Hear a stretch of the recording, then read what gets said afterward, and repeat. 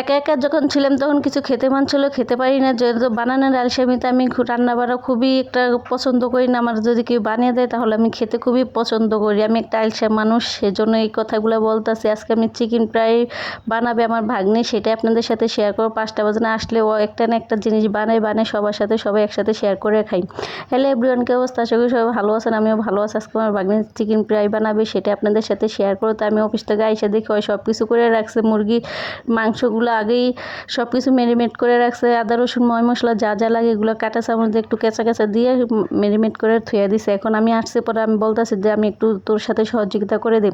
তাই আমি এখানে ডিমটা ফেটিয়ে নিয়েছি, নিয়ে এখানে চামচ দিয়ে ভালো করে ফেটিয়ে নিতে আসি। যে চিকেন ফ্রাইয়ের মধ্যে যদি ডিমটা দেয় তাহলে ক্রিস্পি ক্রিস্পির ভাব আসে, খেতে খুবই মজা হয়। যে এখন তেলটা চুলার উপরে বসিয়ে দিছি। আমি এখানে প্রথমে ডিমের গোলার ইয়ার মধ্যে ডিমটা ফেটিয়ে ডিমের গোলার মধ্যে মেখে নিয়ে তারপরে এখন চাউলের আটার মধ্যে মাখিয়ে নিতেছি, নিয়ে এটা ডাবল ডাবল করে তেল ডিমের মধ্যে চুবাবো আর চালের আটার মধ্যে ভালো করে মাখিয়ে তারপরে ভাসা তেলের মধ্যে ভাজবো। এই ভাসা তেলের মধ্যে ভাজবো। চুলার আঁচটা বেশি একটা বাড়াবো না, হালকা মিডিয়াম করে রাখবো। আর আপনারা তো জানেন এই সবসময় আমি কথা বলতে গেলে একটু নার্ভাস ফিল মনে করি, কথা গুছিয়ে বলতে পারি না। এই যে দেখেন সবগুলা বলতে বলতে হয়ে গেছে। এখন সবগুলা দিয়ে একসাথে আস্তে আস্তে আস্তে আস্তে নিবু জালে মচমচা করে ভেজে নিব, ব্রাউন কালার করে বানাবো। যে পর্যন্ত ব্রাউন কালার না আসবে ওই পর্যন্তই ভাজতেই থাকবো।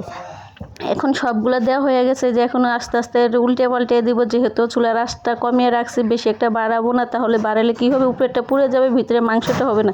যেহেতু ছোট মানুষ মাংসের টুকরাটা বেশি বড় বড় বানিয়ে ফেলেছে, সেই জন্য চুলার আঁচটা কমিয়ে রাখছে। যে উল্টে পাল্টে দেখেন এখন কত সুন্দর একটা বাদামি কালার চলে আসছে। এই কালারটা দেখতে খুবই ভালো লাগে, তাই না? এই কালারটা যদি না আসে তাহলে বললাম চিকেন ফ্রাই জিনিসটাই মজা হয় না, খেতে ভালো লাগে না। আর একটা জিনিস কি, আমরা টমেটো সস কোনো দোকানে খুঁজে পাই নাই, তারপরে এইভাবেই খাওয়ার চেষ্টা করছি, এইভাবে সবাই খেয়ে ফেলেছে, কিন্তু খেতে তো মজা হয়েছে যা বলার বাইরে। যেহেতু এখানে ডিম অ্যাড করা আছে, আর ডিম থাকলে তো যে কোনো জিনিসে খেতে খুবই ভালো। আর এগুলো হালকা হালকা ফুলকো ফুলকো ভাব হয়েছে, যেহেতু ডিম আসলো সেজন্য।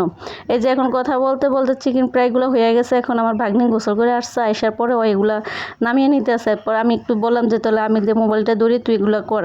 আর এতক্ষণ আমি ধরে সব কিছু করলাম, এখন তুই কর। তো এখন সবগুলো আস্তে আস্তে নামিয়ে নিতেছে। তেলগুলো যেহেতু ভাসা তেলের মধ্যে ভাজা হয়, সেজন্য চামচটা দিয়ে হালকা তেল করে তারপরে উঠে নিতে আসে।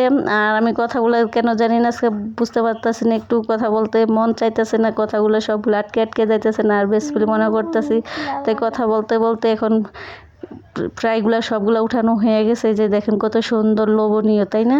দেখতে যেরকম সুন্দর, খেতে তার থেকে বেশি মজা হয়েছে। আর একটা দুঃখের বিষয়, টমেটো সস পাই নাই, এভাবে সবাই খেয়ে নিয়েছে, খুবই মজা হয়েছে।